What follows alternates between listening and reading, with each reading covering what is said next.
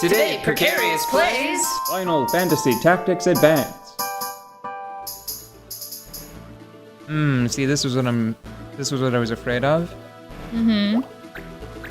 Anytime you wind up with just 2 enemies on the field, that's when you should be afraid. Yeah, because one of those is a motherfucker. Or there are a bunch of zomboos that are gonna go bow out of the ground like Daisy. Probably the first one. Yeah, see, look at that. And he's got... Ooh. That's weird. That's weird. I think that was sort of a mistake. Because see, he has Monkey Grip, which is supposed to hold a one-handed weapon in both hands to increase the damage dealing potential. But I think having a shield cancels the effect of that. That was probably an oversight, but still, he's a paladin. What abilities does he have? Does he have Saint Cross? That's actually the one that I was worried about. I was about to celebrate. Well, what did you want to talk about before? Oh yeah, I was just saying that, you know, maybe Mute is not that good a friend. I mean, if we're shattering dreams here, at least we're not shattering our friends' dreams. Because really, if Mute was my friend, and I was New Kid,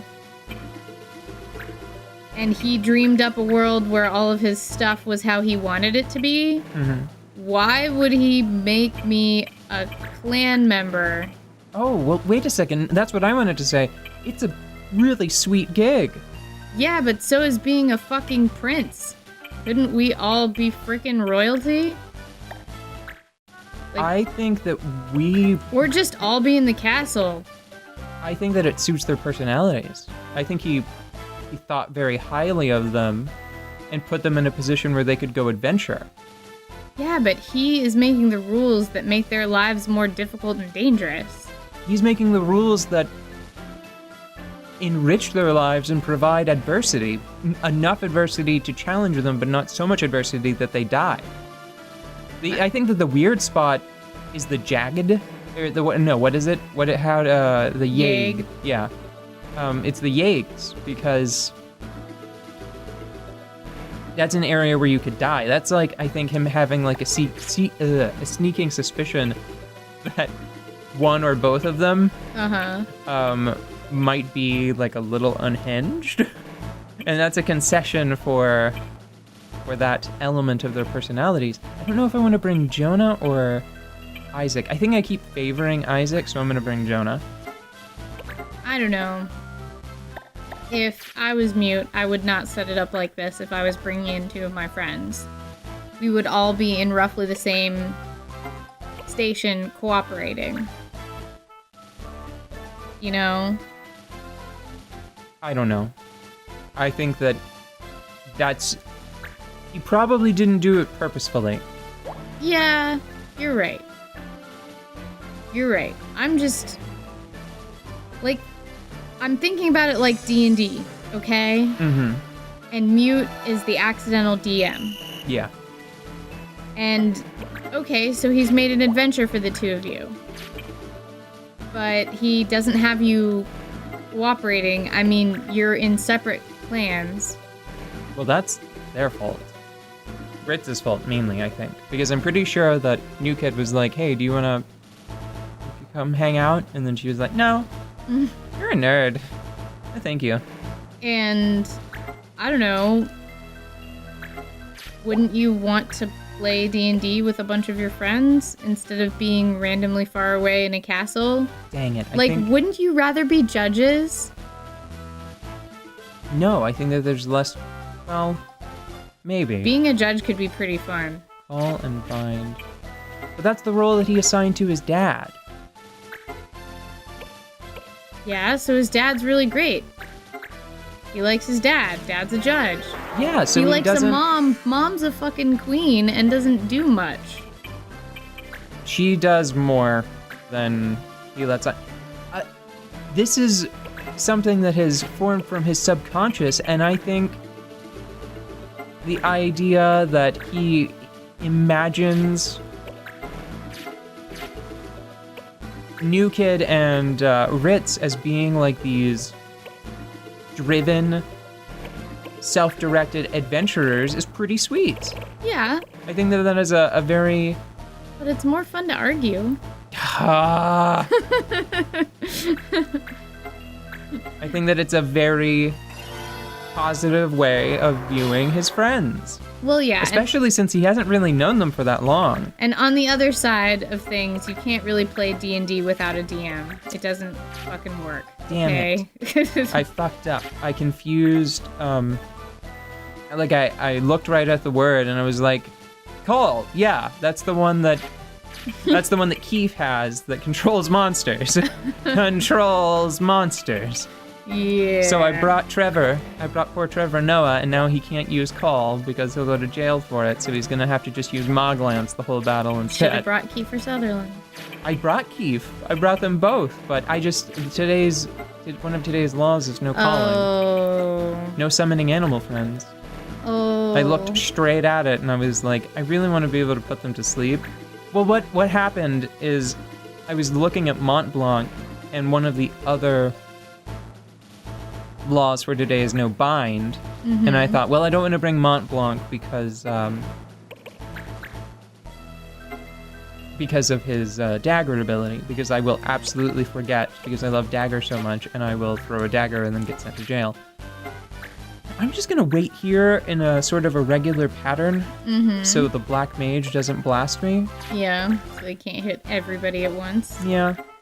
Alright, good luck with your waiting. Mighty Guard, and I have Guard off. I want the lightning one because I'm pretty sure that that's Dragon Force, and it will make me. It'll make my attacks much more powerful.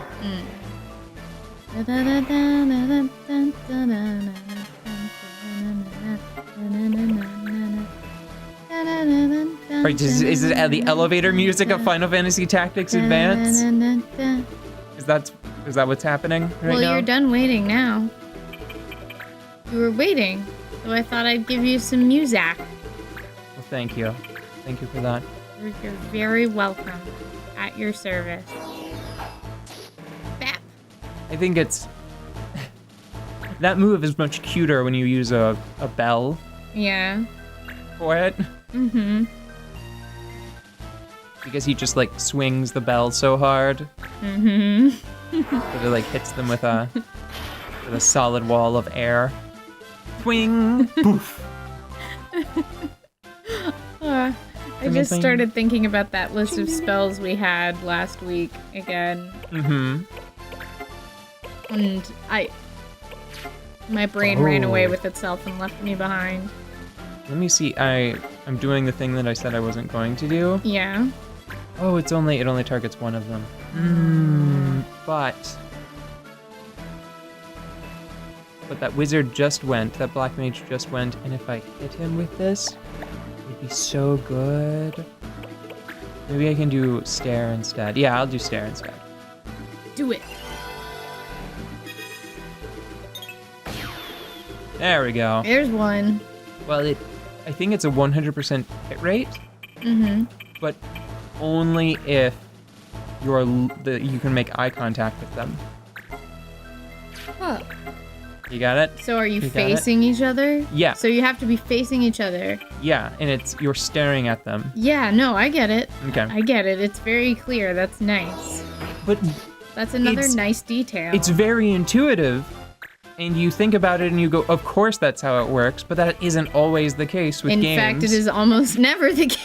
Well, I don't know. That's a little harsh, but I spend a lot more time going, now why does okay, fine.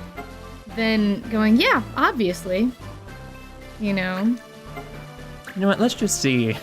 Let's just see if we can make really short work of this conflict that I was worried about. Yeah, okay. Yeah. That's wonderful. Oh, I got them both. No, Dreadraven. Dreadraven never loses. Whew, we won. That's a relief. I have to redefine the word never. Suck it. No, Dreadraven loses only 4% of the time, just doesn't have the same flow. Hardly ever loses. Hasn't lost in decades. Only infrequently loses. Oh. You know what? I think this is going to be sort of a short one. Mm-hmm.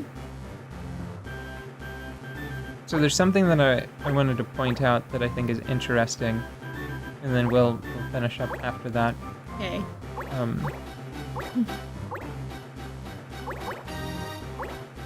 Thinking of something interesting to say. Because I've got tons of things, you know? Oh my gosh. What? Please save me, because I'm floundering. Number 4. Yeah?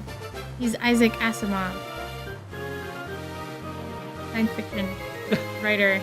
Celebrity. Is he? Okay, no, Yes. it's good. Because I was thinking, before, I was just thinking of him as Isaac Clarke, Stomper extraordinaire. Oh, no. And because he takes care of zombies. Oh, well, no, I think yours is better. No, I prefer the idea that No, I like yours more. No, yours is better. No, 'cause yours is better. Yours makes more sense long term because Moogle and Banga in Final Fantasy Tactics A2, Yeah. they become the 2 most technologically advanced races. Yeah, but you're talking about a very technologically advanced Stomper extraordinaire that upgrades his suit a lot and depends on it throughout a very scary time. So, Well, let's leave it up to his stats to decide. is he more literate or more goof-proof? I would say that his magic power, which I think of as sort of like an intelligence stat. Yes, D&D has trained us to believe this. Yes. Suggests that he is pretty smart. So I think that he is literate enough to be Ivalus's famed. But his defense is really high and his resistance is good. No, his resistance is lower than his intelligence. All right, fine. So he's smarter Also, than that's he is misleading. That's misleading because he has very little equipment that boosts his mental stats, his magical stats. Mm-hmm. And he has all of this armor on. Here, look at this. See? Yeah, he's Like, got all this armor on, like Isaac Clarke. I can't believe I'm arguing for your choice right now, okay? Just fine. Look, I think that you've tipped the scale, and it's Yeah. like we needed something to talk about, and now I think you're pushing too hard. Whenever I had something in mind, I know it didn't sound like it, but I totally had an interesting thing to say about the Vieira or some shit. You know what? Episode over. I'm done. I need to go use the bathroom. Okay, fine. So he's Isaac Clarke, right? No, it's Isaac Asimov. Okay, fine.